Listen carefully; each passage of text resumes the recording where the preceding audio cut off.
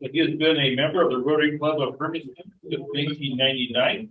He's an active youth exchange committee, membership committee, Rotary Foundation Committee, and served as president of Hermiston Rotary Club in 2013-2014, and the Baker City Rotary Club in 2005-2006.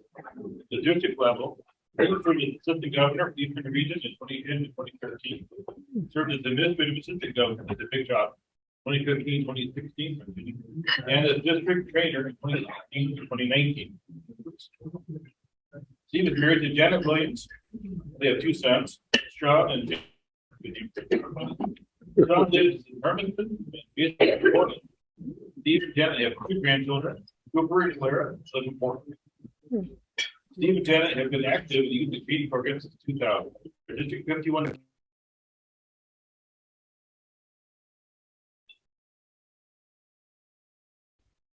request today.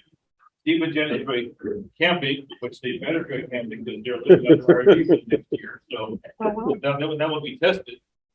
Traveling and spending time with their family. He's a proud graduate of Oregon State University. and the university and school of business, and after a career in banking, now works as project manager for farm operation, and in the Lower Columbia Basin, providing administrative leadership, human resources, and safety risk management. Without any further ado, let's welcome Steve Williams.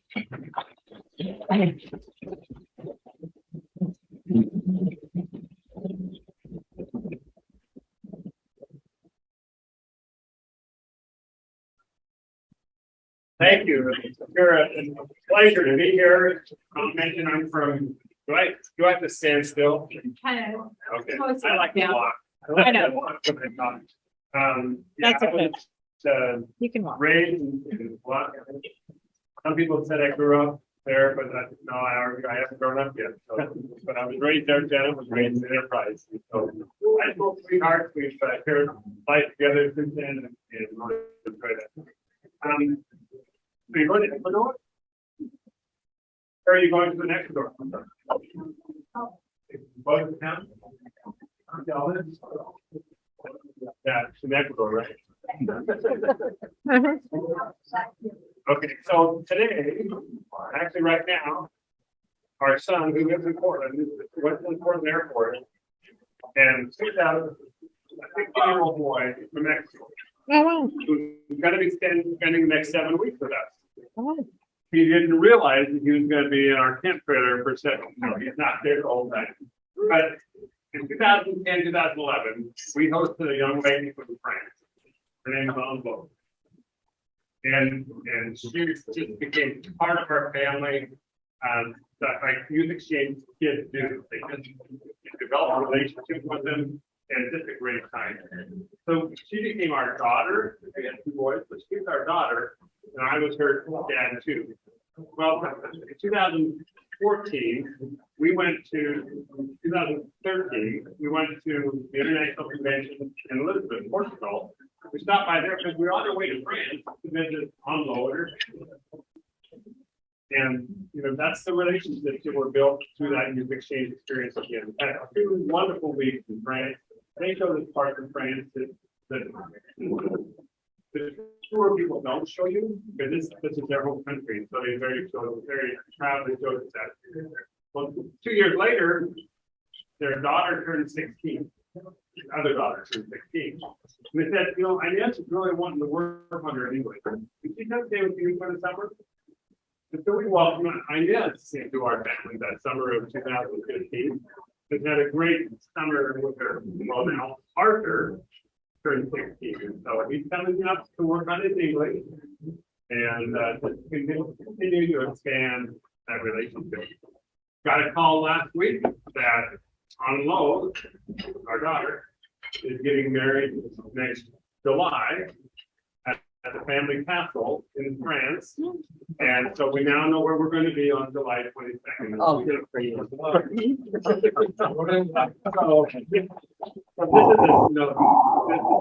perspective you don't see when you're growing up in Willow County. And, something's 100 years old, it takes a long time, but when she told us that this castle had been in her family for over 1,000 years, that was really impressive when we went to see it. So we're looking forward to going back there. As I was preparing for this trip or this visit, and what can I do about the Forest Grove Club? What's unique about the Forest Grove Club that I know at this point? And somebody said, how many here have ever had a Mars candy bar? I looked all over the store, couldn't find a Mars candy bar. You know why the Mars candy bar reminds me of Forest Grove Club? No, why not? Dude, that's a good answer, but it's the wrong one. No, sorry, that's all we're going to take. No. Mars is the only planet that has 2 satellites.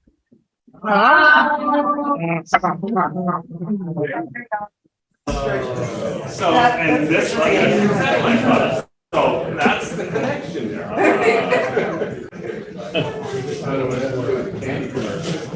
Interesting statistic.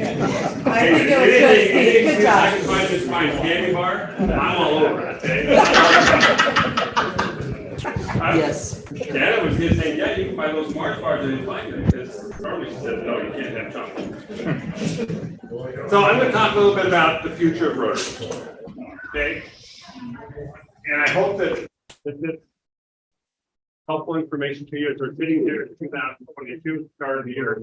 And Janet, on my original schedule, I was gonna be here for your first meeting. I figured, nah, we'll give her 1 week of practice before you. No, we're going to talk about the future of Rotary because that's so important. When the thoughts of the day that Claudia shared was talking about what President Jennifer said when she introduced the theme of Imagine the Rotary. That's what if, imagine getting up and giving your best every day. In that same talk, she talked about looking forward. Can you imagine you look forward? You don't look back. You don't imagine. I'm struggling with that because I want to imagine the past. Because I want to imagine what it was like in 1905 when Paul Harris and his 3 buddies started Rotary. What were they imagining in 1905 when they're in Chicago? Think about the environment back in Chicago. How was transportation? Cable cars, horseback, no automobiles, not a lot of automobiles. How was communication? What was that? Buggies, yeah. But communication, no cell phones. Total different environment. Hey, probably the best thing about 1905 when they started their meeting, there were no Zoom meetings. Okay, no Zoom meetings. Not even 1950 when they were starting to think about what changes do we make. So Rotary started building an organization, not knowing where they were going. They didn't know there were going to be 1 million more members around the world, 200 countries. But how can they imagine what Rotary is going to be like? We're kind of in the same place. How do we imagine what Rotary is going to be like in the next 100 years? Well, we're going to look at that, see what we can do. And there's a task force that's been started by Rotary International to look at how we do things in the Rotary. Do we need 34 zones and 17 international directors to run Rotary? Or is there a better way to do that? This year, there are two trials, 2 test sites, where in Great Britain and in Australia, they're having different views.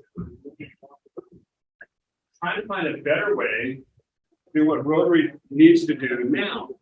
I've been to meetings where they said, knowing what we know now about Rotary, we should design it the same way. So we're looking to see if we can make changes. So whenever you get surveys from RI, asking your company, please share your thoughts and ideas, because that's what helps us determine what direction we're going to go. So that's very important. the reason we're looking at that is to address the challenges that we have in the Rotary. Two major challenges.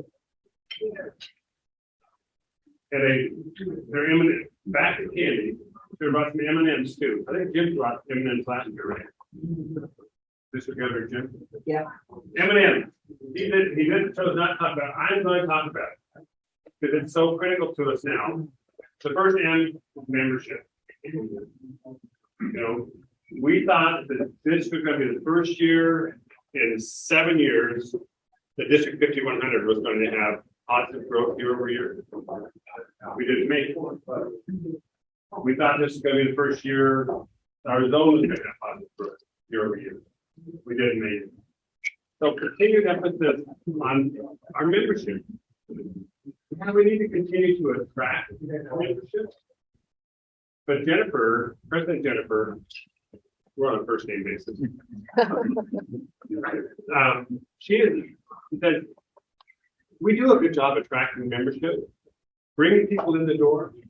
Our challenge is, many of you know, is how do we keep them? How do we look at the numbers? Last year, this club lost 15 members. And I don't know the situations. The circumstances part of what it is. But it's those members that really impact our membership numbers year over year. So we need to really work on Janet, your group, work on retaining all of our members. And looking at rights. Finding people's rights in the faith group. You know, we need young people. How old was Paul Harris? You know anybody know? Paul Harris was 37. The three guys, when they started Rotary, they were all under age 40, 37 to 38 that age. What's the average age of Rotary now? 59. 98. Close to 60. It's gone up a lot. What's the way to start out? That's the way to progress. We need to find ways that we can attract and engage the younger generation, even younger than me. I'm 64. And so find ways that they can be engaged, take on a leadership role, serve as district governor, even while they're working, because it takes time, but there's some things to be done. So that's the first M for membership. It's going to be continue to be critical. We want to retain. If we continue to do all these fun events like unfortunately, that's why I better learn that for Sunday, right? Because we're working. So, you know, those events will attract members. We just need to find ways to keep them once they're doing it. So that's the first M. The second M is money. And I know this is a hard one to talk about, but it's important that we all understand that the Rotary Foundation needs our support. It is our foundation as a Rotary organization. It is the organization that funds grants, does projects around the world. It's the organization that funds district grants, and I know this club has done district grants, and it probably does international grants as well. So that's the organization that we are Rotary is so critical. You know, one of the biggest surprises I found, and Tom Hawk, Dan and I have been supporters of the foundation for many years. Because we don't want the different things. I was surprised to find out that in the history of 100, the entire 66 clubs, 3,000 members, less than 40% is $25. I don't know. I mean, there's lots of reasons. There's always reasons to get money. But it's our foundation. And I'm just asking you, as you look at your situation at the club, I know you have your own foundation in this club, right? Funds lots of great projects here and for growth. That can work in conjunction with the Rotary Foundation. It's a big difference to bring. So I encourage you, for those that are currently giving, I know there are several in this club that are all their society. Thank you very much for that contribution. That's so critical. If you are not someone that's currently supporting the foundation, please look into that.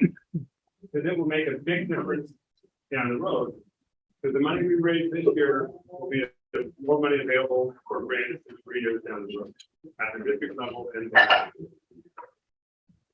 I set some goals. I talked with Janet and the president of the during pets training, post pets. I would like to see where every Rotarian gets at least $25.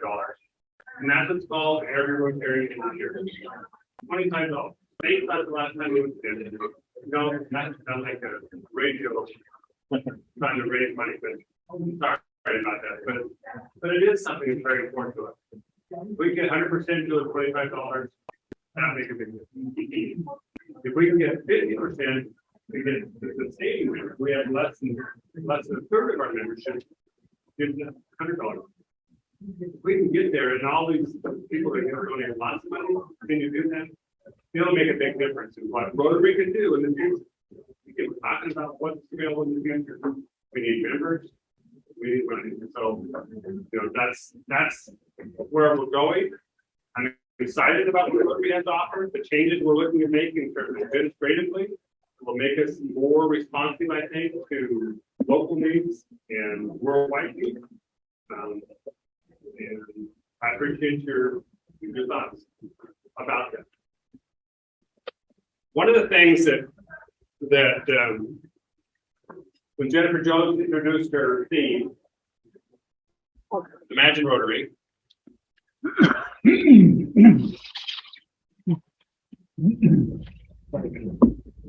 What's it look like back here? She knows.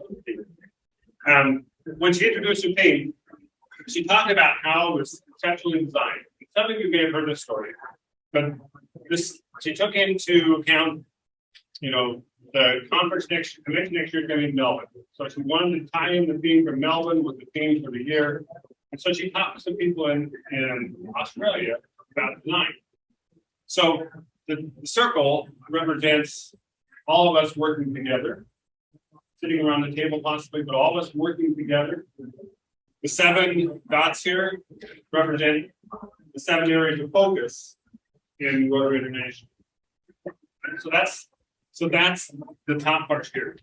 But I want to focus on this horizontal line, because to me, that's what makes a big difference to Rotary. And this is indicative of, in the Aboriginal tribes of Australia, they have what they call a digging stick. They know what a digging stick is used for? Digging roots, but that's a symbolism of the word. And so that's, to me, is the work is being done with a digging stick. So as I was thinking about that, I wanted to, as I made my visits, I wanted to present to each club a digging stick.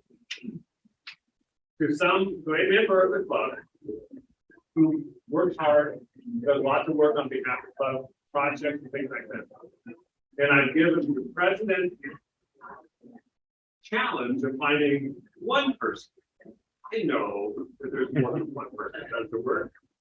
This isn't my first day in Rotary, okay? So I know how it works. But we're going to recognize one person who does a lot of work on behalf of this club. And present this to him so that he can recognize and know that we appreciate the work he does. I call it the Worker Bee Award. Tomorrow morning, the first newsletter is going to drop. It's going to be delivered to you via email.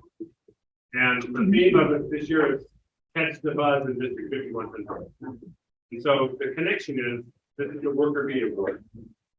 And President Janet has recognized Blake Kim as the one who recognized who received that award for the forestry.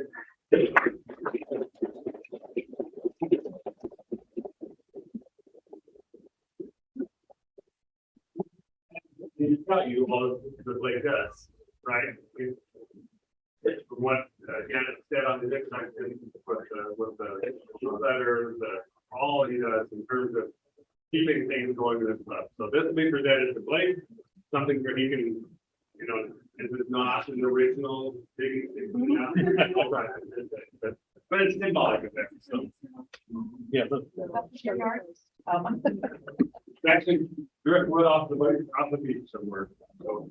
But it is indicative of the work, and I appreciate it. The other thing I want to share with you, then we'll have time for questions hopefully, is we're getting ready to go international. Governors elect go for their final training for the new governor. And it's something that you meet with other 530 district governors from around the world. So we're getting a chance to talk with district governors from Korea, from India, all around the world. So this is the second year in a row it's been canceled because of COVID. But prior to when it's scheduled, Jennifer Jones, President Jennifer, we remember my friend, she sent to us a print. And this print is a print of a drawing that her artist brother, Darren Jones, prepared and gave to her in recognition for a year of serving as president of Rotary. Taking a great gift from the RI president to give each of the district governors recognition of the time and energy and all that stuff that we're putting into Rotary. How nice of her to recognize. That's not what the intention was. Wasn't for me. Which I'd love to have it, but it's not for me. We're using it as a way of raising money to help in Poland. So we are, each of the 530 district governors from around the world are finding ways to use this print to raise money. Some people are having auctions, some people are having whatever they want to do. But we've chosen to have a raffle. And so Janet, my wife Janet, has been working hard. I'm going to have her talk about the raffle process, but this fall, we're going to raffle off this print to somebody who buys a ticket for the raffle for District 5100. So, my wife and partner, Janet. So, thank you. So the print, as he said, is signed, and we do also have a signed certificate of authenticity that goes with it. It will be framed. It will not be this frame. This is it can get beat up in the car frame as you're packing it around, but it will have a nice frame on it. It's delivered to the winner. So because the state of Oregon has some laws about raffles and whatnot, and we were limited to no more than $10,000. So with that, we are selling 464 tickets at $20 a piece, plus there's a $1.55 handling charge that we are charged for the website. So for our $21.55 per ticket, your name will be entered into the raffle for the print.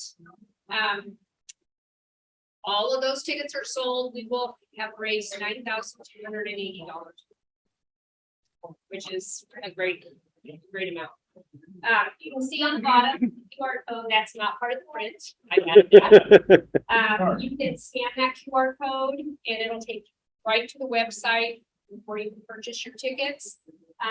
If somebody does not have the ability to scan a QR code, I had some flyers printed off, and I went off and left them. So, but we can get you the website. We can make sure it will be in the newsletter and all of that. Drawing is going to be held October 27th at 12:50 p.m. And we will send everybody who purchases the raffle ticket a Zoom link so that they can attend the drawing.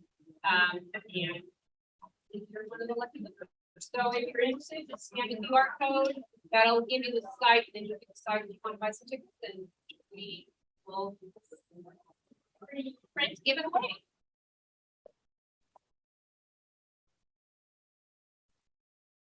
The last meeting that Darren Jones was at, he talked about, as an artist, he said the value of this print was $1,000.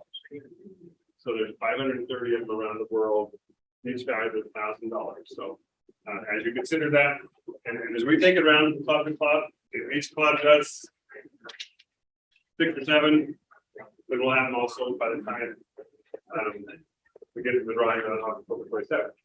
Yeah, we sell them before we fill our visits, and that's good. The whole goal is to raise money for, so that concludes the presentation. If there's time for questions and answers, well, I guess there's time for questions, there's no time for answers. What are your thoughts before through? Yeah. What's the timeline for the big legislative? That's a good question. What's the time frame? We're doing testing. I think it's actually a 3-year test. So it's going to be probably late 20s before any change is made from that standpoint.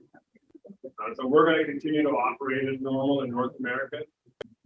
Start next month. We're looking for somebody that's going to try to fill the new shoes after she serves in district government. So there's no change. No definite schedule for that.